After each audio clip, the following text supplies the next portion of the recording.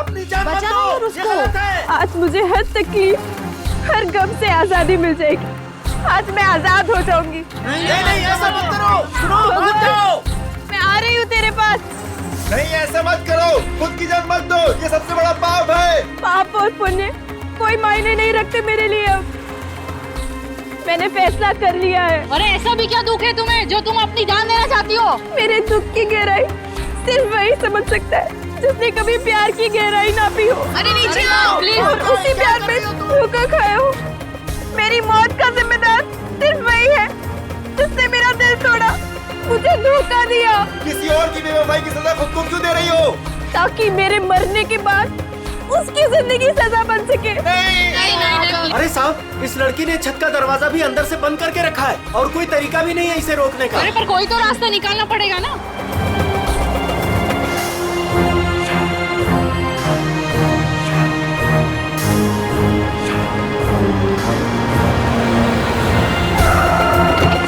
CID वाले आ गए, शायद ये कुछ करें। साहब मैंने ही आपको फोन किया था, वो रही लड़की। अभिजीत, इसे किसी भी हालत में बचाना होगा।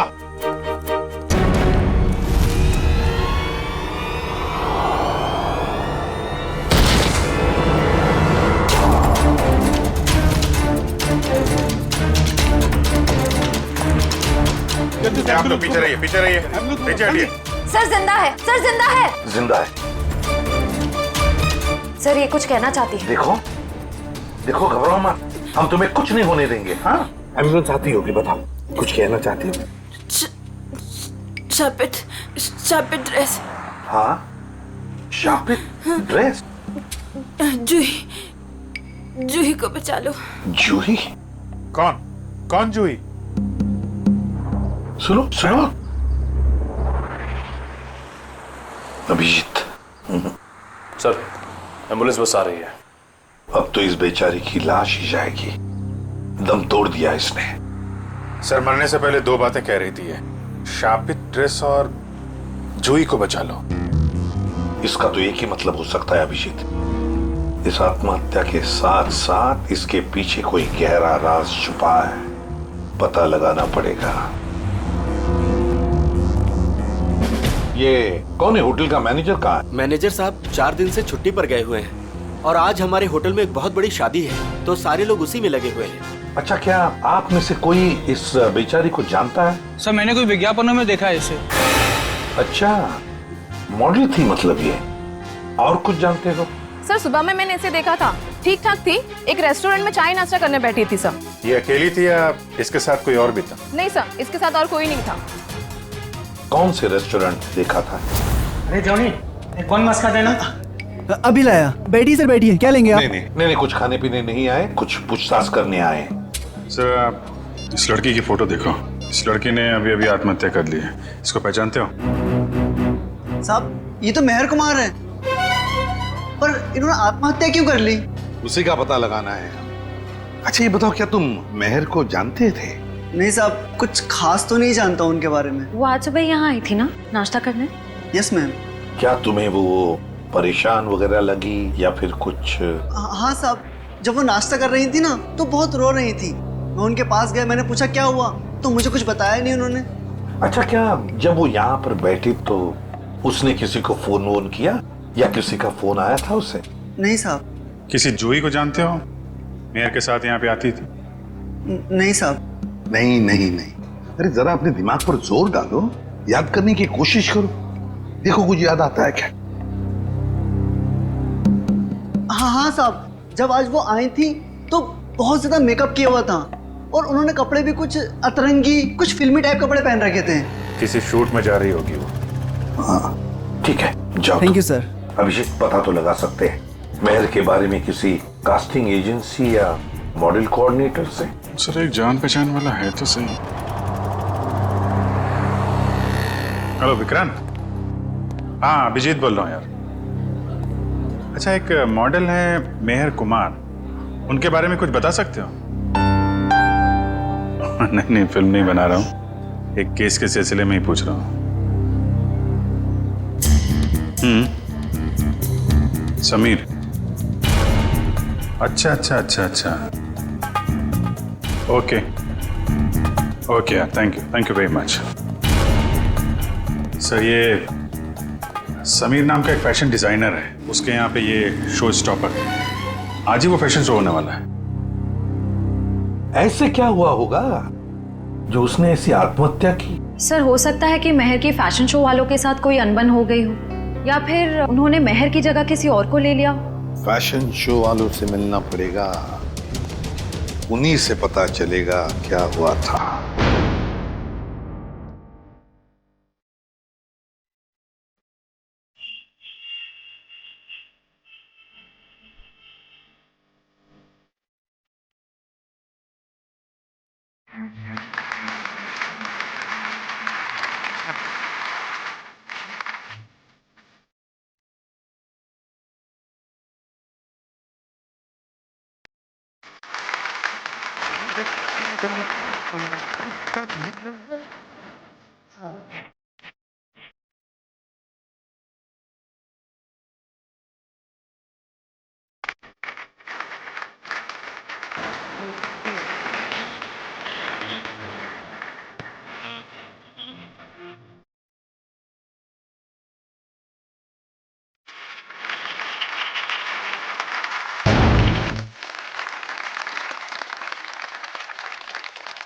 प्यारे दर्शकों, उम्मीद करता हूं आप इस फैशन शो का आनंद ले रहे हो, आपको बहुत मजा आ रहा है। लेकिन अब वो घड़ी आ चुकी है जिसका आप सभी को बेसब्री से इंतजार है। अब आपके सामने आ रही हैं हमारे शो की शो स्टॉपर्स। तो तालियों की गड़गड़ाहट से स्वागत कीजिए हमारी शो की पहली शो स्टॉपर, जिनका नाम है लिजा और जिनका आंख से खेलना बाएं हाथ का खेल है।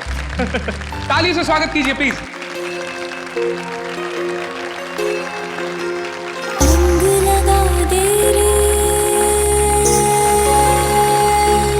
सिंबल है ज्वाला का, जिसकी वजह से आज औरतें चांद को छू रही। तो ये थी उन सभी औरतों के लिए समर्पित है जिसकी वजह से आज औरतें चांद को छू रही हैं।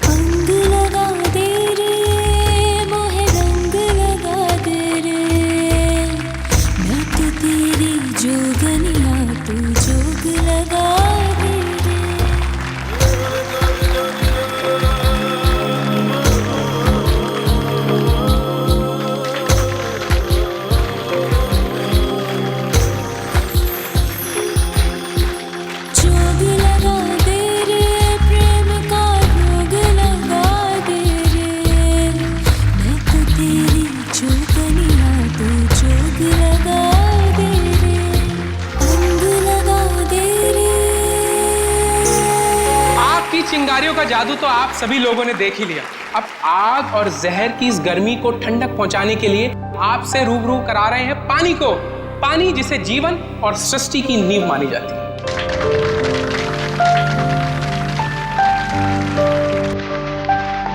दोस्तों स्वागत कीजिए हमारी दूसरी शो स्टॉपर गायत्री का।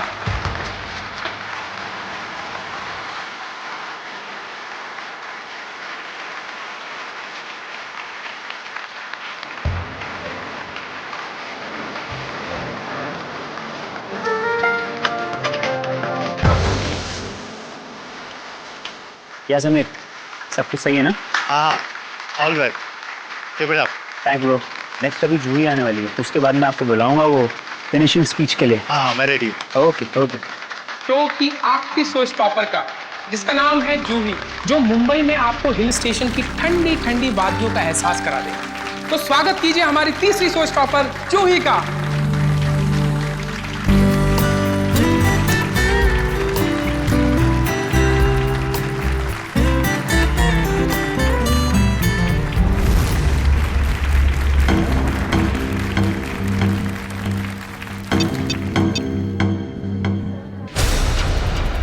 मैक, बॉक्स खोलो। पता नहीं क्यों नहीं खुल रहा सर, मैं पूरी कोशिश कर रहा हूँ सर। क्या मतलब है कि बॉक्स नहीं खुल रहा? तुमने चेक किया था ना ढंग से? ये सब क्या हो रहा है? जूही कहाँ है? उसकी एंट्री थी ना। समीर, एक्चुअली कुछ टेक्निकल प्रॉब्लम हो गई है। इससे पहले कि मेरी नाक कटे, जाके कुछ करो। Don't worry, I check. Don't worry. Excuse me, ये जूही कौन है यहाँ पे? आप लोग? हम सीआईडी से। सीआईडी? हाँ, जूही कहाँ है? सर वो अभी ये नकली बर्फ के बॉक्स में फंस गई। और नो यार, इसको खोलो। कैसे खुलता है ये? हम इसे ही खोलने की कोशिश। ओह माय गॉड, इतना ठंडा क्यों है? क्योंकि ये नकली बर्फ नहीं असली बर्फ है। इसके तोड़ने का कुछ सामान लाओ जल्दी। सर जूही तो जम गई है। सर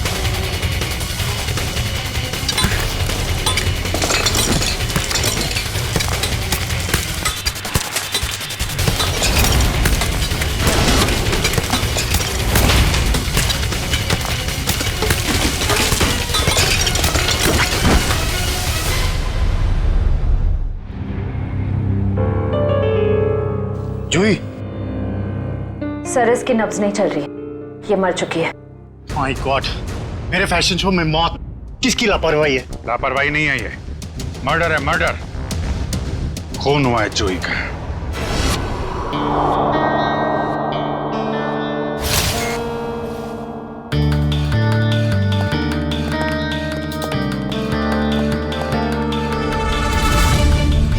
क्या लगता है? शरीर पे तो कोई जख्म नहीं दिख रहा है, ना कोई गोली का निशान और ना ही किसी हथियार का। सर पे भी किसी किस्म का कोई जख्म नहीं है, कलाइयों पर भी कोई निशान नहीं है। मतलब हाथापाई नहीं हुई है? अभिजीत, प्राइमा फेसाई तो ये एस्फिक्सिएशन का ही मामला लगता है। एस्फिक्सिएशन मतलब इसकी मौत बर्फ में जमने की वजह से हुई है? फिलहाल तो यही लगता है, बाकी तो पोस्टमार्टम के बाद ही पता चलेगा। अच्छा, कितना टाइम लगता होगा आदमी को बर्फ में जमने में? यार कम से कम 4-5 घंटे तो लगते हैं। 4-5 घंटे? मतलब 4-5 घंटे से ये गायब होगी और किसी ने इस तरफ ध्यान भी नहीं दिया। हाँ सर, इसे तो नकली आइस बॉक्स में आना था। किसी ने नकली आइस बॉक्स की जगह असली बर्फ की सीली लगा दी और किसी को पता भी नहीं चला। वही तो। सर सच कह रहा हूँ मैं, वो नकली एक्रेलिक बॉक्स आज सुबह ही आया था, मैंने खुद देखा उसे। और ये नकली आइस बॉक्स असली बर्फ में बदल गया। किसी ने कोई जादू वादू कर दिया था क्या उस पे? इसके बारे में तो विनीता से ही पूछना पड़ेगा। उसकी जिम्मेवारी थी कि वो जूही को उस बॉक्स में डाले। विनीता कहाँ है? बुलाओ जरा उसे। जी मैं भी बुला के लाता हूँ। मिस्टर समीर, ये शापित ड्रेस का क्या चक्कर है? कई साल पहले मधुमिता नाम की एक मॉडल ने वो खूबसूरत ड्रेस पहना, लेकिन अफसोस एक फैशन शूट के चलते उसकी मौत हो गई। तब से मीडिया वालों ने इसको शापित ड्रेस का नाम दे दिया। आपका शो मेहर करने वाली थी ना? Yes sir. फिर अचानक शो से हटने की वजह? मेहर हमारी शो स्टॉपर थी, उसने भी सेम शापित ड्रेस पहनना था जो जूही ने पहना, लेकिन पता नहीं क्या अजीब हुआ और उसने खुद अपनी मर्जी से ये शो छोड़ दिया। क्या ऐसा क्या अजीब? आज सुबह। Hello girls. ओह हाय मेहर, आ गई तुम तो नहीं आने वाली थी राइट? हाँ, तुम तो यही चाहोगी ना कि मैं ना आऊं और सारी वाहवाही तुम अकेले ही लूट लो। ओह प्लीज, सारी वाहवाही तो आज मुझे ही मिलने वाली है। गायत्री, तुम भी बहुत सीधी हो। इतना भी नहीं जानती कि दर्शक शो देखने तुम दोनों को देखने के लिए नहीं बल्कि मेहर को देखने आते हैं। मेहर, इतना भी मत उड़ो कि किसी दिन मुंह के बल जमीन पर गिरना पड़े। और वैसे भी इतना घमंड अच्छा नहीं होता। बहुत जलन हो रही है जूही। वैसे तुम्हारी जलन की वजह समझ सकती हूँ मैं। वो मशहूर ड्रेस मुझे जो पहनने को मिल रही है। मशहूर? मेहर, वो ड्रेस मशहूर नहीं, शापित है, शापित। और ये तुम्हारी बदकिस्मती है कि तुम्हें वो ड्रेस पहनने को मिल रही है। अरे मेहर, तुम अभी तक रेडी नहीं हुई? चल आंटी, शो शुरू होने में भी बहुत वक्त। अरे बिल्कुल वक्त नहीं है, तुम जाओ और चेंज कर लो। तुम्हें मेकअप कराने में भी आधा घंटा लगता है। ओके, मेरी ड्रेस कहाँ है? तुम्हारे चेंजिंग रूम में।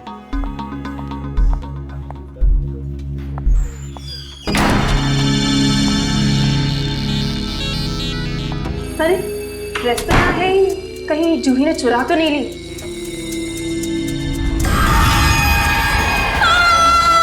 अरे ये तो मेहर की आवाज है। क्या हुआ मेहर? क्या हुआ हुआ? मेहर? चीखी क्यों?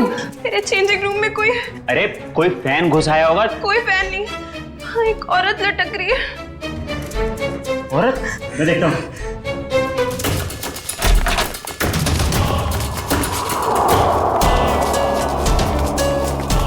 मेहर, ये क्या मजाक है? यहाँ तो कोई भी नहीं है। मैं सच कह रही हूँ आंटी, यहाँ एक औरत लटकी थी। यहाँ कोई औरत नहीं है मेहर, ये तुम्हारा ड्रेस है। पर सच में यहाँ एक औरत थी। अगर यहाँ कुछ देर पहले औरत थी तो इतनी जल्दी कहाँ गई? मेहर, ये सब तुम्हारे दिमाग का एक वहम है और कुछ नहीं। लगता है शापित ड्रेस ने तुम्हें इस कदर डरा दिया है कि तुम्हें हर जगह पे यही सब दिखने लगा है। तुम जानती हो लीसा, मैं इन सब अंधविश्वासों में नहीं मानती, पर सच में यहाँ एक औरत थी। यहाँ कोई औरत नहीं है मेहर, ये अपना ड्रामा करना ना बंद कर दो। तुम बस यही चाहती हो ना कि सारा अटेंशन तुम्हें मिल जाए और हर कोई तुम्हारे आगे पीछे घूमे। प्लीज अपना ड्रामा बंद कर दो। क्या कहा तूने? ड्रामा कर रही हूँ मैं, ड्रामा कर रही हूँ। हटो। क्या शोर लगा रखा है? समीर वो क्या वो? मैंने सब सुना है। प्लीज, शो शुरू होने में कुछ ही वक्त है। प्लीज ये बच्चों की तरह लड़ना झगड़ना बंद करो। मगर कुछ नहीं, जो कहना है वो शो के बाद कहना। एंड प्लीज तुम सब भी अपना अपना काम करो। चलो यार, चलो चलो। ये मेहर को कोई मानसिक बीमारी थी क्या? नहीं सर, ऐसा बिल्कुल नहीं था। मैं पिछले 5 सालों से उसके साथ काम कर रहा था। उसने पहले कभी ऐसा बर्ताव नहीं किया सर। अच्छा, फिर क्या हुआ? मेहर की जगह जूही ने कैसे ली? आज सुबह जब हम उसके मेकअप रूम में गए तो। सॉरी समीर, मैं ये ड्रेस नहीं पहन सकती। ड्रेस नहीं पहन सकती? क्या कह रही हो? ये ड्रेस वाकई में शापित हुई तो? कैसी बातें कर रही हो तुम? थोड़ी देर पहले तो तुमने कहा था कि तुम इन सब बातों में विश्वास नहीं रखती, तो अब क्या हुआ तुम्हें? अब तक नहीं मानती थी, पर अब लगने लगा है। जरूरी नहीं ये सारी बातें दकियानुसी हो, इनमें कुछ तो सच्चाई हो सकती है। महर, शो की सारी तैयारियां हो चुकी। अपना नाटक बंद करो और जाके तैयार हो जाओ। तुम्हारे शो के चक्कर में मैं अपनी जिंदगी खतरे में नहीं डाल सकती। तुम भूल रही हो कि तुमने मेरे साथ कॉन्ट्रैक्ट साइन किया है। मैं तुम पे केस कर सकता हूँ। और कितनी अच्छी एक्टिंग करोगे समीर। तुम यही चाहते हो ना मैं तुम्हारे शो से हट जाऊं, तो ऐसे ही बोल देते। ये शापित ड्रेस के जरिए मुझसे पीछा छुड़ाने का अच्छा रास्ता ढूंढा तुमने। ये क्या कह रही हो तुम? भला मैं क्यों तुम्हें अपने शो से बाहर करूंगा? सब समझती हूँ मैं। आजकल वैसे भी तुम मुझसे सीधे मुंह बात नहीं करते हो। खैर, अगर तुम चाहते हो मैं ये शो करूं, तो मुझे कोई दूसरी ड्रेस दे दो। शो की सारी तैयारियां हो चुकी हैं। आखिरी वक्त पे हम ड्रेस नहीं बदल सकते। या तो ड्रेस बदलेगी या फिर मॉडल। अब तुम सोच लो, तुम्हें मेहर चाहिए या फिर ये ड्रेस? तो ठीक है, ड्रेस नहीं बदलेगी। तुम सोच लो। ये तुम्हारा आखिरी फैसला है? मेरा हर फैसला आखिरी ही होता है। तो ठीक है, मुबारक हो तुम्हें ये सड़ी पुरानी शापित ड्रेस। ढूंढ लो कोई शो स्टॉपर। बेशक ढूंढ लूंगा। तुम ये भूल रही हो कि तुम्हें बनाने वाला मैं ही हूं। मैं किसी को भी शो स्टॉपर बना सकता हूं। जूही, तुम्हारे पास 5 मिनट है। इन 5 मिनटों में तुम मुझे वो ड्रेस पहन के तैयार दिखनी चाहिए। वाह समीर, जूही क्या चॉइस है तुम्हारी। जूही खुद उस शापित ड्रेस से डरती है, वो कभी ये ड्रेस नहीं पहनेगी।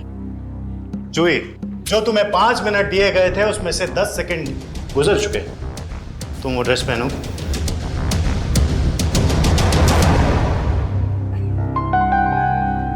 पहनूंगी सर। बेटा, मुझे ना कहने वाली मॉडल ज्यादा देर ऊंचाई पर नहीं रहती। आज से तुम्हारा बुरा वक्त शुरू। बुरा वक्त मेरा शुरू होगा या तुम्हारा, ये जल्दी पता चल जाएगा। और इस तरह जूही ने मेहर की जगह ले ली। सर, इसका मतलब मेहर को अंदाजा हो गया था कि जूही की जान खतरे में है, इसलिए उसने मरते वक्त ये कहा कि जूही को बचा लो। ये आप क्या कह रही हैं? मेहर की मौत हो गई? कब? कैसे? मेहर ने आत्महत्या कर ली है, एक बिल्डिंग की छत से कूद के। और मरने से पहले उसने हमें बोला था कि जूही को बचा लो, लेकिन देर हो गई। सर, यह है विनीता। इन्हीं की जिम्मेदारी थी जूही को बॉक्स में डालने की। तो बताइए विनीता जी, नकली आइस बॉक्स असली बर्फ में कैसे बदल गया? पता नहीं सर, जब मैंने वो बॉक्स चेक किया था तो वो नकली था, एक्रिलिक का। जरा वो जगह दिखाइए जहाँ पे आखिरी बार आपने चेक किया था बॉक्स को। सर यहीं पे सामने। यहाँ पे? जी सर, ये बॉक्स यही रखा गया था। मेरी जिम्मेदारी ये थी कि मैं जूही को बॉक्स के अंदर बिठाऊं और फिर माँ को सिग्नल दूं कि जूही की एंट्री के लिए रेडी हो जाए। तुमने जूही को बॉक्स के अंदर जाते हुए देखा था? नहीं सर, मैं देख नहीं पाई। नहीं देख पाई मतलब? यही तो काम था ना तुम्हारा। हाँ, जब मैं बॉक्स चेक कर रही थी तभी मुझे किसी ने बाहर बुलाया और मुझे जाना पड़ा। लेकिन फिर मैंने अदिति से कहा कि कुछ देर के लिए वो मेरी ड्यूटी संभाल ले। और फिर 20 मिनट बाद जब मैं वापस आई तो मैंने देखा कि जूही बॉक्स के अंदर जा चुकी थी। तब तुमने बॉक्स चेक किया था? हाँ, मैंने किया था। मुझे थोड़ा ठंडा भी लगा, मानो जैसे कि असली बर्फ रखी हो। अच्छा, इस बारे में तुमने अदिति से पूछा था? मैंने पूछा उससे, तो उसने कहा कि एक असली फील लाने के लिए इसे ठंडा किया गया है। और फिर तुरंत ही जूही की एंट्री हो गई और बर्फ भी स्टेज पर चला गया। अदिति कहाँ है? जब से ये हादसा हुआ है वो कहीं दिखाई नहीं दे रही। मयूर, जरा चेक करो अदिति को। Yes sir. क्या काम क्या करती है अदिति यहाँ पे? सर इंटर्न है यहाँ। इंटर्न? अच्छा, जूही की स्टेज पे कितने बजे एंट्री थी? सर ठीक 11:30 बजे। एक आदमी को बर्फ में जमने के लिए कम से कम 4 से 5 घंटे लगते हैं। 4-5 घंटे से जूही गायब थी और किसी ने ध्यान नहीं दिया? नहीं सर, जूही इतने वक्त से गायब नहीं थी। शो से पहले तो उसने मेकअप कराया था। क्या? निखिल, जरा मेकअप मैन से पता करो। सर जूही का मेकअप 10:30 बजे हुआ। उनके एंट्री के 1 घंटे पहले 11 बजे तक मेकअप खत्म करने के बाद वो यहाँ से चली गई थी सर। पक्की बात है, तुमसे कोई गलती तो नहीं हो रही है? नहीं सर, मुझे अच्छे से याद है। अच्छा, तुमने ठीक से देखा था, वो जूही ही थी? हाँ सर, मैं अच्छे से पहचानता हूँ उसे। सच बोल रहे हो? हाँ सर। ठीक है सर मेकअप मैंने बताया कि जूही 11 बजे वहां से मेकअप करा के निकली। क्या 11 बजे? और 11:30 बजे वो आधे घंटे में कैसे बर्फ में जम गई वो? हाँ सर, ये नामुमकिन है। किसी ने पहले जूही को गायब किया, फिर उसे बर्फ में जमाया, फिर उसकी लाश को बर्फ की सीली में फिट किया। सर ये सब आधे घंटे में नहीं हो सकता। आमिर, क्या पता चला? कुछ नहीं सर। इतना तो तय है इन सबके पीछे अदिति का हाथ है। इतना बड़ा एक्रेलिक बॉक्स यहाँ से गायब किया गया और बर्फ की सिल्ली यहाँ लाई गई। जो कुछ भी हुआ है यहीं इसी एरिया में हुआ है। जरा ध्यान से चेक करो इस एरिया को।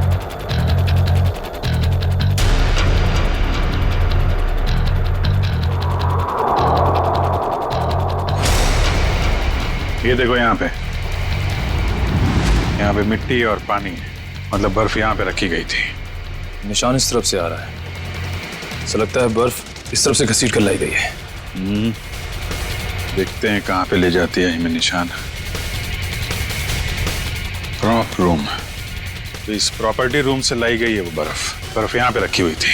कहीं अदिति यहीं तो नहीं छुपी हुई? हो सकता है।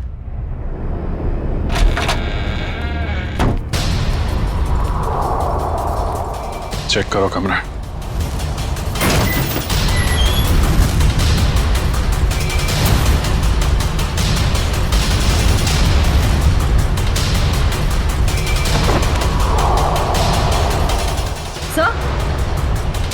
सर ये देखिए, एक्रिलिक बॉक्स यहाँ पे। निखिल, जरा बुला के लाओ समीर एंडी को। अच्छी प्लानिंग की इस अदिति ने। बर्फ की सिल्ली यहां से स्टेज पे ले गई और नकली बॉक्स यहां पे रख दिया। सर ये लो। ये है वो नकली बॉक्स? हाँ सर, यही है वो बॉक्स। कितने दिन पहले रखा है आपने अदिति को काम पे? लगभग 1 हफ्ते से। और काम पे रखने से पहले उसका बैकग्राउंड वगैरह तो चेक नहीं किया होगा? मगर ये सारा किया धरा उस अकेले का नहीं है, कोई ना कोई और शामिल है इस सब में। कौन हो सकता है सर? कोई भी हो सकता है, आप भी हो सकते हैं, या आप। लेकिन जो कोई भी है बहुत जल्द पकड़ा जाएगा। ये दरवाजा कहाँ पे खुलता है? सर ये हमारा बैक डोर है। शायद बर्फ यहीं से लाई गई है। गार्ड है यहाँ पे? हाँ सर, गाड़ी यहीं बैठते हैं। कितने बजे से ड्यूटी पे हो यहाँ पे? सुबह 8 बजे से। फिर तो तुमने देखा होगा ना बर्फ की सिल्ली कौन लेके गया अंदर? नहीं, अंदर तो कोई बर्फ की सिल्ली नहीं गई साहब। अरे यार ठीक से याद करो, कोई कार या टेम्पो में सामान लेके गया हो? देखता हूँ साहब। हाँ साहब, 9:30 बजे एक ट्रक आई थी। हॉल का एसी खराब हो गया था, उसको रिपेयर करने आए थे। जाओ उस रिपेयर वाले का नंबर दो एसी का। हाँ साहब, 100-210-3280। Hello hello, dream repair service. जी हाँ। आज सुबह आपने ट्रिवोली हॉल्स में किसी को एसी रिपेयर करने भेजा था? नहीं मैडम, एक कंप्लेन तो आया था, लेकिन 5 मिनट बाद उन्होंने खुद कॉल करके कैंसिल करवा दिया था। कहा एसी चलने लगा है तो भेजने की कोई जरूरत नहीं है। आप वो दूसरा नंबर हमें बता सकते हैं? नंबर नहीं दिख रहा था मैडम, वो प्राइवेट नंबर था। Okay, thank you. अच्छी तैयारी कर रखी थी इन तीतरों ने। आरटीओ से पता लगा उस ट्रक के बारे में, उसका मालिक कौन है? लगता है नंबर प्लेट भी नकली होगी, लेकिन चेक करो, देखो कुछ पता चलता है क्या? सर तो फिर हम उन लोगों तक पहुंचेंगे कैसे? उस बर्फ की सिल्ली से। वो बर्फ की सिल्ली 6.5 फीट लंबी और काफी चौड़ी थी। ऐसी सिल्ली तो हर जगह मिलती नहीं है। पता लगा इस इलाके में कितनी बर्फ की फैक्ट्रियां हैं। सर इस इलाके की आखिरी बर्फ की फैक्ट्री है। देखते हैं क्या पता चलता है। सर आप लोग बल्ब खरीदने आए? नहीं, क्या हुआ, तुम्हें ये चोट कैसे लगी? सर वो कल रात को। आप कौन हो? सीआईडी। अच्छा हुआ आप लोग आ गए। कल रात हमारी फैक्ट्री में ही चोरी हुई थी। चोरी? कैसी चोरी? आप सुनेंगी तो आपको यकीन नहीं होगा मैडम जी। अब तक तो चोर रुपया, पैसा, जेवर की चोरी करते थे और नहीं तो मोबाइल, टीवी, रेडियो चुराते थे, परंतु अब तो हद हो गई है। वो हमारी दुकान से बर्फ चुरा कर ले गए। बर्फ की चोरी? मैंने रोकने की बहुत कोशिश की सर, उन पापियों ने मेरा शरीर फोड़ दिया। कुल मिला के कितने पापी थे, मतलब कितने लोग थे वो? सर 2 आदमी 1 औरत। उनके चेहरे देखे थे तुमने? नहीं सर, उनका चेहरा ढका हुआ था। कितने बजे हुआ ये हादसा? यही कोई कल रात 11 बजे। कल रात 11 बजे? सर जूही का खून तो आज सुबह 11 बजे हुआ। अच्छा, जो बर्फ चुराई थी वो कितनी बड़ी थी? यही कोई 6.5 फीट। 6.5? इसका मतलब यहाँ से ले जाई गई होगी किसी ट्रक या टेम्पो में, और शायद कोल्ड स्टोरेज वाले टेम्पो में, जिसमें बर्फ की सीढ़ी लग के यहाँ से फैशन शो तक पहुँचाया जाए और बर्फ पिघले भी नहीं। निखिल, पता करो किसी कोल्ड स्टोरेज का ट्रक चोरी होने की रिपोर्ट लिखवाई गई है क्या, या ऐसा कोई ट्रक किराए पे लिया गया हो? सर। हाँ निखिल, उस आइस ट्रक के बारे में क्या पता चला?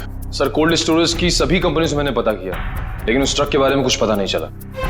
एक काम करो निखिल, आइस फैक्ट्रीज के आसपास जितने भी लोग रहते हैं, दुकानें हैं, सब में जाके पूछताछ करो, देखो शायद किसी ने कुछ देखा हो।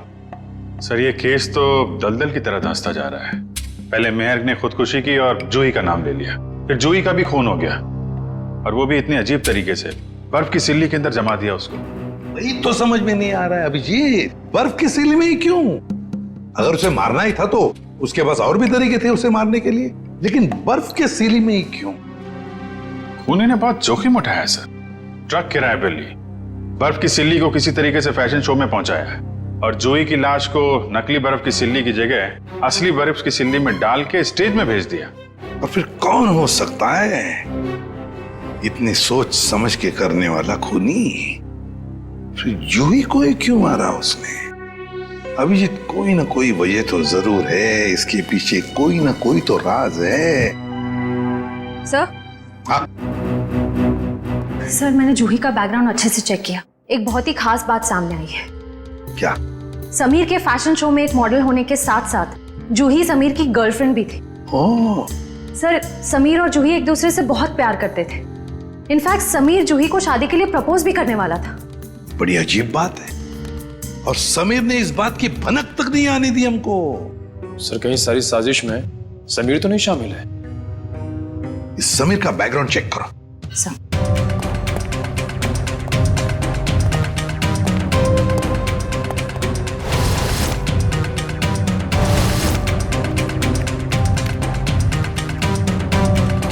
सर समीर के बारे में ये तो बहुत ही इंटरेस्टिंग बात पता चली।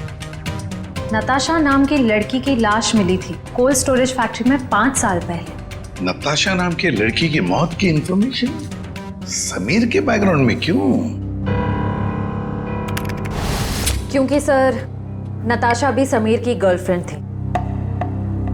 नताशा भी समीर की गर्लफ्रेंड थी? सर नताशा भी समीर की गर्लफ्रेंड और जूही भी। सर कहीं समीर ने तो नहीं दोनों को मार दिया? पुलिस को यही शक था, पर अदालत में कुछ साबित नहीं हो पाया। नताशा का देखो बैकग्राउंड जरा, देखो कुछ डिटेल्स है क्या?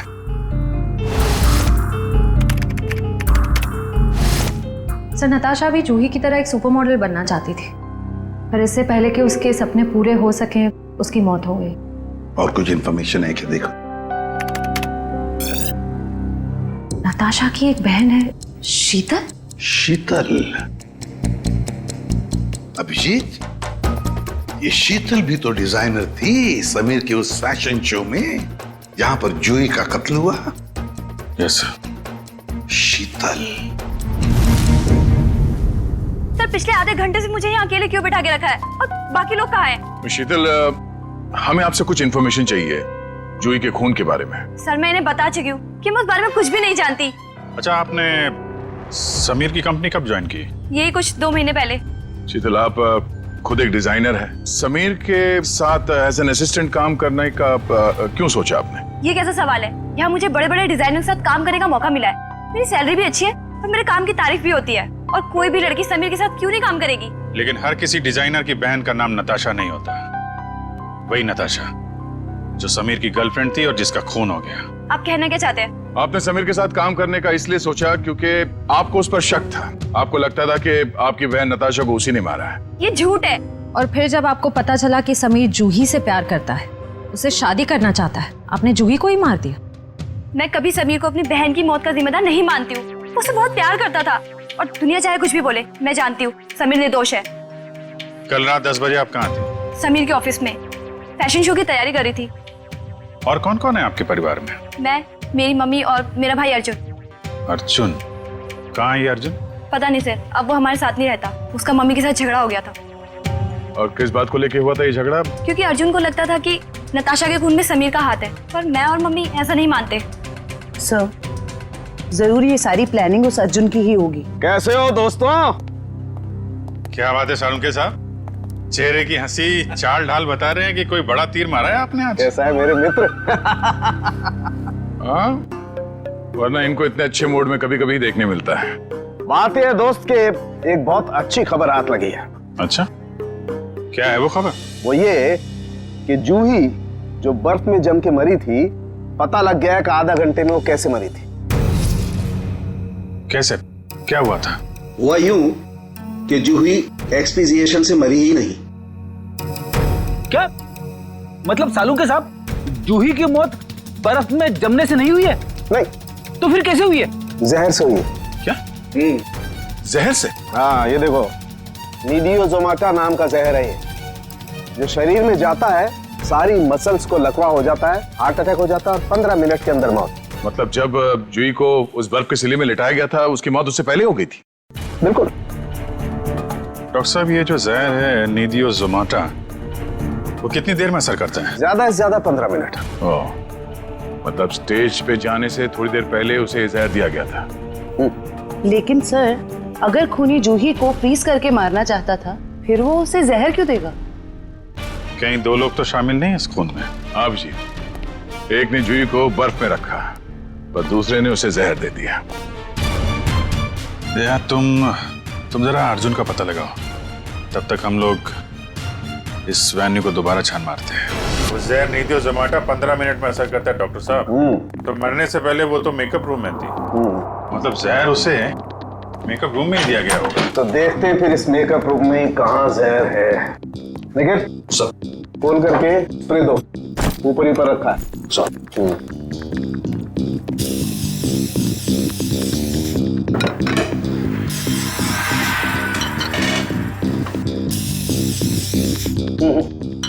खाने पीने की चीज में तो किसी में भी जहर नहीं है। सर, तो फिर मेकअप के सामान में? हाँ, हो सकता है, बिल्कुल, यू राइट।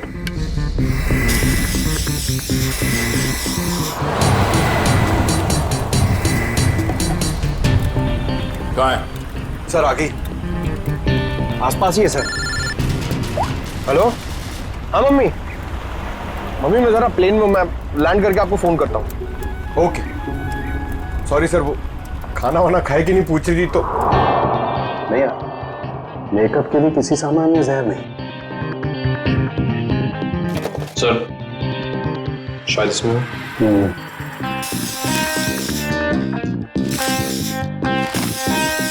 नहीं, डस्टबिन में भी नहीं है। जरा उस मेकअप मैन को बुला के ला। अर्जुन का मोबाइल आ गई है सर। कितनी दूर है? 30 मीटर दूर sir. 30 meter? Hello, ready sir? अरे नहीं नहीं, आप घर पे आराम करो। हाँ, मैं अकेले पकड़ लूंगा उसको। हाँ सॉरी सर, वो रेडी सर भी ना। जूही का मेकअप तुमने किया था ना? जी सर। कितना टाइम लगा था उसके मेकअप में? ये कोई 1.5 घंटा सर। और इस दौरान इस कमरे में कोई जूही से मिलने आया था क्या? नहीं सर, कोई नहीं आया। अच्छा, क्या क्या लगाया था तुमने जूही के मेकअप में? सर, लाइनर, काजल और ये सब चीजें सर जो आपके सामने पड़ी है, सारी चीजें इस्तेमाल होती हैं सर। मेकअप के इस सामान में जहर नहीं है। कुछ और भी लगाया था इसके अलावा? हाँ, ये सर बॉडी पेंट सर। ये बॉडी पेंट तो ये यहाँ क्यों नहीं है, तुम्हारे पास क्यों है? सर, ये जूही का पर्सनल है, इसलिए शो पे रखना पड़ता है। ओके, ठीक है, जा। डॉक्टर साहब, अब ये आखिरी बॉल बची है, देखिए विकेट मिलता है कि नहीं। इस आखिरी बॉल को भी टेस्ट कर ही लेते हैं। यहीं पर बीप हो रहा है सर।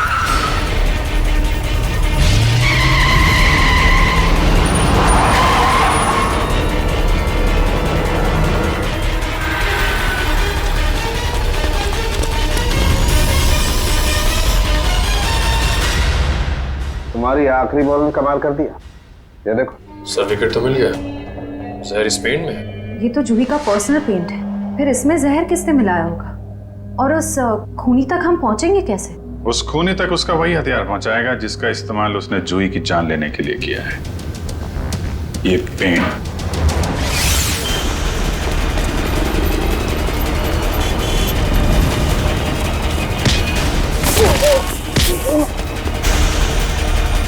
इतना आसान नहीं होता सीआईडी से बचना, समझे? आपसे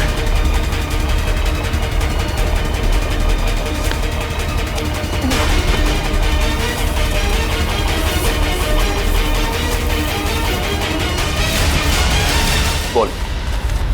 जिस पर नताशा की अर्थी उठी उसी दिन मैंने ये तय कर लिया, चाहे कुछ भी हो लेकिन एक न एक दिन मैं उसकी मौत का बदला जरूर लूंगा। मगर तुम तो समीर से बदला लेना चाहते थे ना, तो फिर जूही को क्यों मारा? क्योंकि जूही समीर की गर्लफ्रेंड थी। जैसे उसने मेरे से मेरे किसी अपने को छीना, मैंने भी उससे उसके किसी अपने को छीन लिया। इसलिए मैंने एक लंबा प्लान बनाया और सबसे पहले अपनी दोस्त अदिति को वहाँ काम करने भेजा, इंटर्न के रूप में।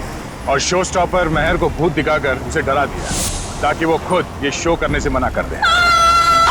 मुझे पता था कि महर मना कर देगी और समीर अपनी गर्लफ्रेंड जूही को शो स्टॉपर बना देगा। और आइस फैक्ट्री से बर्फ चुराकर तुम अपने प्लान के लिए तैयार थे। तुमने सोचा क्यों ना उसे भी ठीक उसी तरह से मारा जाए जैसे तुम्हारी बहन नताशा की मौत हुई थी। मैं मेंटेनेंस मैन बनकर वहाँ पहले से ही मौजूद था। जैसे ही जूही मेकअप रूम से बाहर निकली, मेरी दोस्त अदिति ने उसे अपनी बातों में फंसा लिया और उसे प्रॉम्प्ट रूम तक लेके आई जहाँ मैं पहले से ही मौजूद था। फिर मैंने उसे बेहोश कर दिया और उसे मेंटेनेंस कीट बैग में डालकर कोल्ड स्टोरेज ट्रक में ले आया जहाँ बर्फ की असली सिल्ली उसका इंतजार कर रही थी। और फिर तुमने जूही की लाश को बर्फ की सिल्ली में लेटा दिया। हाँ, मैं बर्फ की सिल्ली को पहले से ही खोखला कर दिया था ताकि उसमें जूही को आसानी से भर सकूं। और उसके बाद मैंने खाली जगह को ताजी ताजी बर्फ से भर डाला। और उसके बाद तुमने नकली आइस बॉक्स को वहां से गायब किया और उसकी जगह पे असली बर्फ की सिल्ली रख दी। मेहनत तो बहुत की थी तुमने अपनी बहन नताशा की मौत का बदला लेने के लिए, मगर तुम्हारी जानकारी के लिए मैं तुम्हें बता दूं कि जूही की मौत बर्फ में जमने से नहीं बल्कि जहर से हुई थी। जहर से। क्या? हाँ। लेकिन मैंने तुझे जहर नहीं दिया। तुमने नहीं, किसी और ने। बदकिस्मती से जूही का तुम्हारे अलावा कोई और भी दुश्मन था।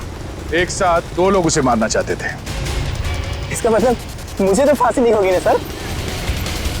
भले ही जूही की मौत तुम्हारे तरीके से नहीं हुई हो, मगर इससे तुम्हारा जुर्म कुछ कम नहीं हो जाता। अदालत तुम्हें कड़ी से कड़ी सजा देगी। रही बात उस दूसरे खूनी की, उसे हम बहुत जल्द दबोच लेंगे। आखिर बात क्या है सर? आपने इस तरह हम सबको यहाँ इकट्ठा क्यों कर रखा? बस यूं समझ लीजिए कि केस सॉल्व होने वाला है और खूनी सामने आने वाला है। सच? कौन है वो? इतनी भी जल्दी क्या है जानने की? सब्र रखो, सब्र का फल मीठा होता है। आप ये कैसी बातें कर रहे हैं? जूही हमारे परिवार का एक हिस्सा थी। आप प्लीज हमें बताइए कौन है जूही का खूनी? खूनी जो कोई भी है, यही है। खूनी अगर यहीं पे है तो नाम भी बता दीजिए। नाम भी बता देंगे, उसके पहले हमें एक छोटा सा टेस्ट करना है। टेस्ट? ये जानते हैं ये क्या है? ये तो पेंट है। लेकिन ये कोई आम पेंट नहीं है समीर जी, जादुई पेंट है। जादुई पेंट? जी हाँ, फॉरेंसिक लैब में खास तौर पे बनाया गया ये पेंट। आज आप सबको दिखा देगा रंगे हाथों पकड़ना किसे कहते हैं।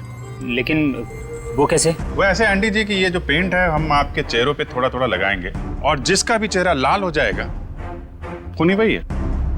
What nonsense! भला ये क्या तरीका हुआ खूनी को पकड़ने का? है एक तरीका।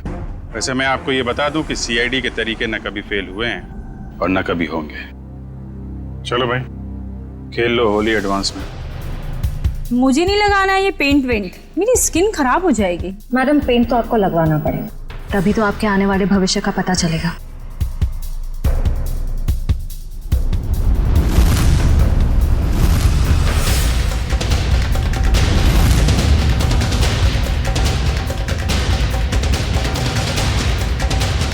सर, मैं जरा बाथरूम होकर आता हूँ। मिस्टर एंडी, थोड़ा पेंट लगवा लीजिए, फिर बाथरूम में जाके मुंह भी धुल लीजिएगा। सर वो मैं सर लग...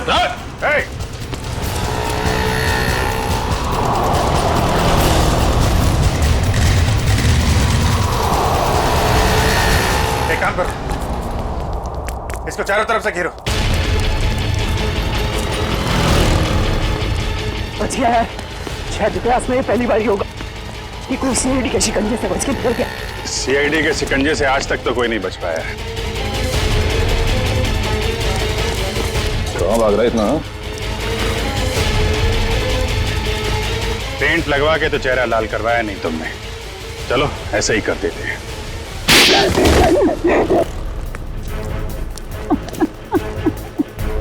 मैंने ही मारा जूही को। मैंने उसके बॉडी पेंट में जहर मिलाया था। मगर क्यों? क्योंकि वो मेरा राज जान गई थी।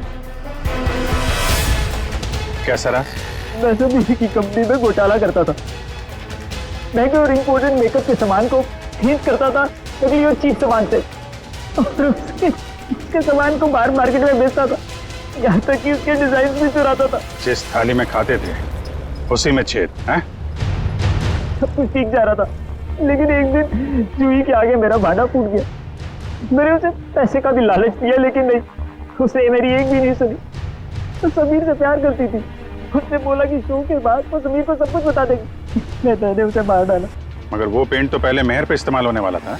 हाँ, मैंने पहले दूसरे पेंट में जहर मिलाया था, लेकिन जब मुझे पता चला कि शो स्टॉपर अभी जूही होने वाली है तो मैंने उसके नए पेंट में भी जहर मिला दिया। इससे जूही मर गई। मैंने सोचा कि सारा शक मेकअप मैन पे जाएगा, मुझ पे कोई शक भी नहीं करेगा। बेवकूफी थी तुम्हारी ऐसा सोचना। पैसों की लालच में इतना नीचे गिर गया कि चोरी की, खून तक का डाला। अब फांसी के इंतजार में जरा ठंडे दिमाग से सोचना। पैसों की चमक कहीं ज्यादा महंगी तो नहीं पड़ गई तुम्हें?